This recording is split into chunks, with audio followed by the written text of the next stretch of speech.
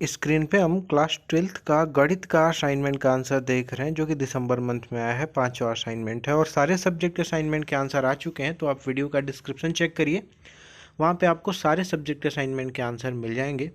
और यहाँ पे आपको टेलीग्राम ग्रुप दे दिया गया है डिस्क्रिप्शन में वीडियो के, उसको ज्वाइन कर जाइए क्योंकि इंपॉर्टेंट क्वेश्चन के पीडीएफ आपको वहाँ पे मिलेंगे। उनके आंसर्स के साथ क्वेश्चन आंसर्स मिलेंगे पिछले साल वाले, और उनके भी आंसर्स मिलेंगे। तो इसलिए टेलीग्राम ग्रुप को आप ज्वाइन कर लीजिए। पहला क्वेश्चन इसमें आता है, मात्रक सदिश की परिभाषा लिखिए। तो मात्रक सदिश क्या होता है? वह सदिश जिसका परिणाम इकाई होता है, एकांक या मात्रक सदिश कहलाता है। अब फिजिक्स में भी पढ़ते हैं इसको और यहाँ पे भी पढ़ते हैं, गणित में भी।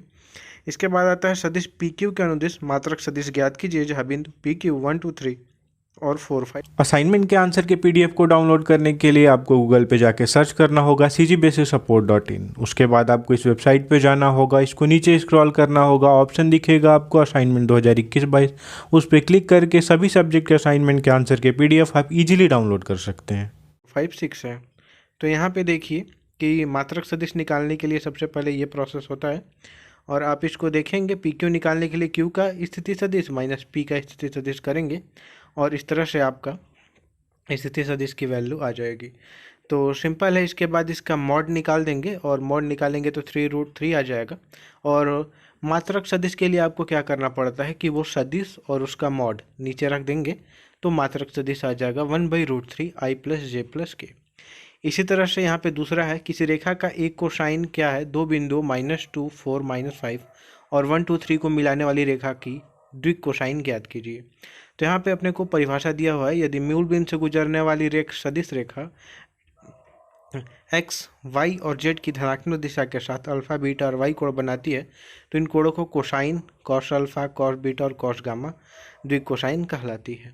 तो ऐसे आप देखेंगे यहाँ पे बहुत अच्छे तरीके से सारी चीज़ें यहाँ पे आपको लिखी गई हैं।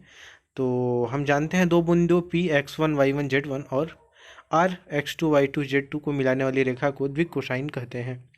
तो यहाँ पे द्विक कोसाइन के बारे में आपको लिखा गया है, कैसे आपको लिखना है अच्छे से। अतः अभिष्ट रेखा के द्विक कोसाइन है 1 - -2 √77, 2 - 4 √77, 8 - -5 √77। तो यहाँ पे आप देखेंगे आंसर आपका आ गया है। उसके बाद दूसरा क्वेश्चन यहाँ पे देखते हैं, सदिशों i - 2j + 3k और 3i - 2j + k के बीच का कोण ज्ञात कीजिए। तो a = i - 2j + 3k और b = 3i - 2j + k। माना दिए सदिशों के बीच का कोण थीटा है, तब cos θ = a.b/a mod × b mod। तो ऐसे करके आप निकालेंगे और आपका cos थीटा का आंसर कितना आ जाता है? 10/14। तो थीटा की वैल्यू cos इनवर्स 10/14 आ जाएगा। इसी तरह से a की वैल्यू आपको दे दी गई है और b की वैल्यू और c की वैल्यू।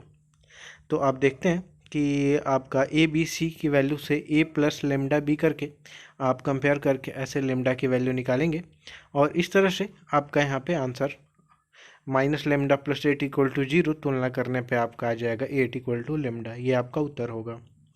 तीसरे प्रश्न पे चलते हैं हम। तीसरे प्रश्न का हमारा यहाँ पे है। अच्छा, इससे पहले एक और बात बता दें कि आपके लिए बहुत जल्द इंपॉर्टेंट क्वेश्चंस के पीडीएफ आने वाले हैं, उनके आंसर्स भी। तो आप डिस्क्रिप्शन में दिए गए टेलीग्राम ग्रुप को ज़रूर से ज्वाइन करिए। जो इंपॉर्टेंट क्वेश्चन यहाँ पे दिया जाता है वो एक्चुअल में इंपॉर्टेंट होते हैं, और आपके सीनियर्स बहुत सारे उनमें से टॉप 10 रैंकर भी हैं इन्हीं क्वेश्चंस को पढ़ने के बाद। तो उनके इंटरव्यू को भी यहाँ पे डाला गया है, आप इंटरव्यू भी सुनिए उनका और इन क्वेश्चंस को भी करिए, आपके लिए हेल्पफुल होंगे। आपका टाइम टेबल भी आ चुका है अब। तो क्वेश्चन नंबर 3 में सदिश विधि से उस त्रिभुज का क्षेत्रफल ज्ञात कीजिए जिनके शीर्ष A111, B235 और C155 हैं। तो माना मूल बिंदु 0 के सापेक्ष शीर्षों की स्थिति सदिश हैं ये। इसके बाद OA, OB और OC आप निकाल लेंगे, और यहाँ पे AB की वैल्यू OB - OA हो जाएगा, और AC की वैल्यू OC - OA हो जाएगा, और AB × AC आप करेंगे तो ये वैल्यू निकाल लेंगे। और इसके बाद क्षेत्रफल क्या होता है? 1/2 और किसी भी दो भुजाओं का मल्टीप्लिकेशन, उसका मॉड। तो यहाँ पे √61 आता है वर्ग इकाई। उसके बाद ब आता है लेमडा और म्यू की वैल्यू ज्ञात कीजिए। तो यहाँ पे लेमडा और म्यू की वैल्यू आप इस तरह से बनाएंगे, और इसके बाद आपकी लेमडा की वैल्यू आ जाती है 6/2 = 3, और यहाँ पे आ जाता है म्यू की वैल्यू 27/2। क्वेश्चन 4, उस समतल का सदिश समीकरण ज्ञात कीजिए जो समतलों इतना इतना और बिंदु 2 1 3 से होकर जाता है। तो दिए गए समतल के लिए समीकरण है ये वाला, और यहाँ पे आप देखेंगे समतल 1 और 2 के प्रतिच्छेद रेखा से होकर जाने वाली किसी समतल का समीकरण होगा। तो समतल का समीकरण आपने यहाँ पे देख लिया, बहुत अच्छे से लिखा गया है। इसके बाद आता है समतल 3 2 1 3 से होकर गुजरता है, जिसका स्थिति सदिश 2i कैप प्लस जे कैप प्लस 3k कैप है, इसलिए यह समीकरण 3 को संतुष्ट करेगा। तो यहाँ से -7 -9 लेमडा इक्वल टू 0 आता है, और इस तरह से आप इसकी वैल्यू निकालेंगे। 9 लेमडा इक्वल टू 7 आएगा, और टोटल आपकी value lambda equal to 7/9। Lambda का मान रख देंगे इसमें। लेमडा का मान रखने के बाद आपका ये इक्वेशन आएगा, और इसके बाद इजीली आप यहाँ से निकालेंगे तो इतनी वैल्यू आ जाएगी। पांचवा प्रश्न आता है यहाँ पे रेखाओं x + 1/7 इक्वल टू y + 1/-6 ऐसे करके, और इसका के बीच न्यूनतम दूरी ज्ञात कीजिए। तो यहाँ पे ऐसे इस फॉर्म में लिख लेंगे और फिर तुलना करेंगे इसकी, तो m1 m2 की वैल्यू आ जाएगी, n1 n2 की वैल्यू आ जाएगी। और इस तरह से आप वैल्यू रख के इनकी न्यूनतम दूरी का फॉर्मूला ये होता है, न्यूनतम दूरी आप निकाल लेंगे। और दो दी गई रेखाओं के बीच की न्यूनतम दूरी आप इस फॉर्मूले से निकालेंगे तो √116 आपकी आंसर आ जाएगा। तो बहुत सिंपल है, बहुत सिंपल, आप इसको कर सकते हैं इजीली। चलिए देखते हैं इसके PDF को आप कैसे डाउनलोड कर सकते हैं।